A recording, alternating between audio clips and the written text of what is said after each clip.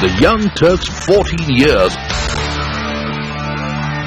Hello and welcome to this very special edition of Young Turks, India's longest running show on entrepreneurship. I'm Saina Denukara. And I am Megha Vishwanath.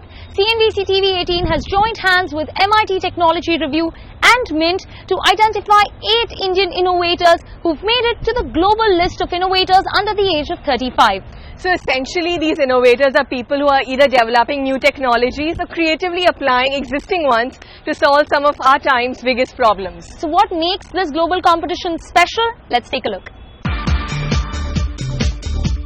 The Massachusetts Institute of Technology, MIT, along with one of India's leading financial dailies, Mint, has identified 8 innovators under the age of 35 whose technical work promises to shape the coming decades.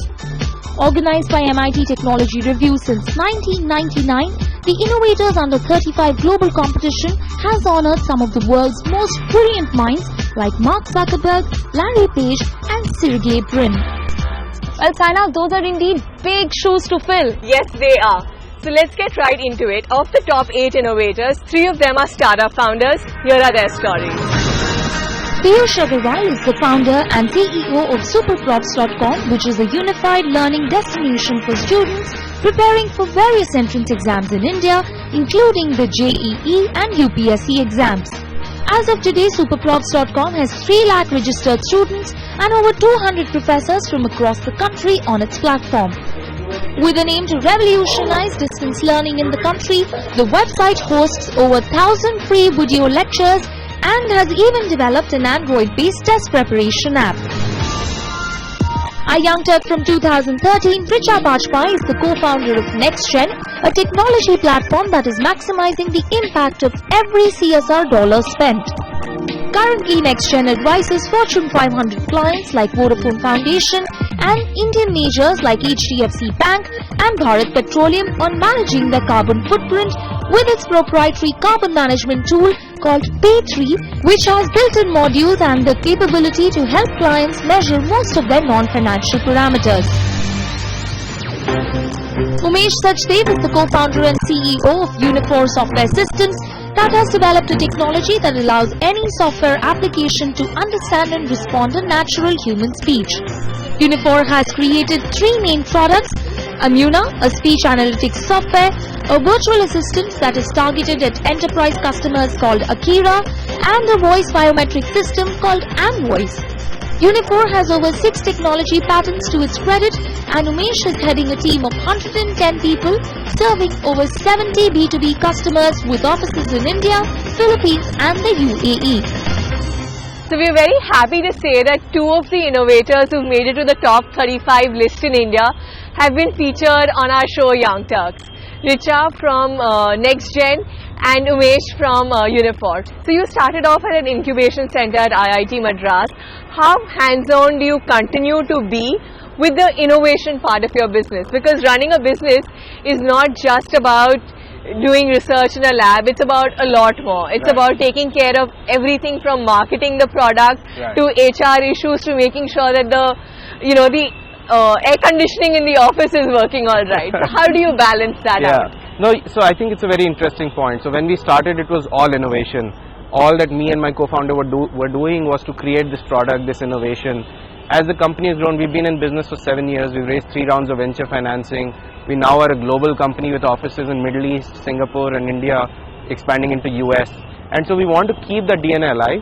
So it takes a conscious effort, a kind of discipline almost to find time to do it.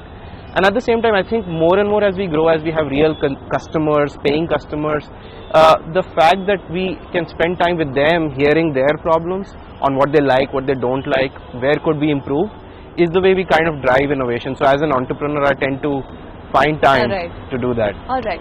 So Richa, I know that you and Abhishek started off in a business school, right? And the idea for the innovation came from your clients in that sense. So that initial pool of customers and corporations that you were serving, NGOs that you were working with.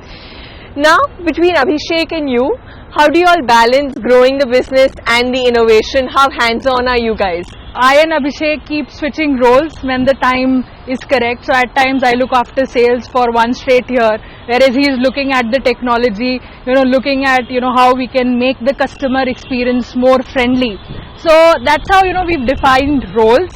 And since we are two co-founders, it's easier to split, that okay, sales and marketing is something that I am driving, but there is an equally passionate co-founder who's driving innovation in the organization.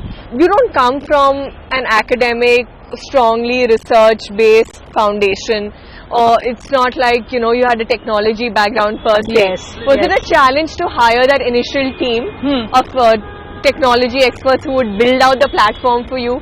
Were there hits and misses? Tell us something. Yes, so actually, we started building it with friends and, a couple of freelancers and things like that. But then, we, saw the traction, we saw the huge need.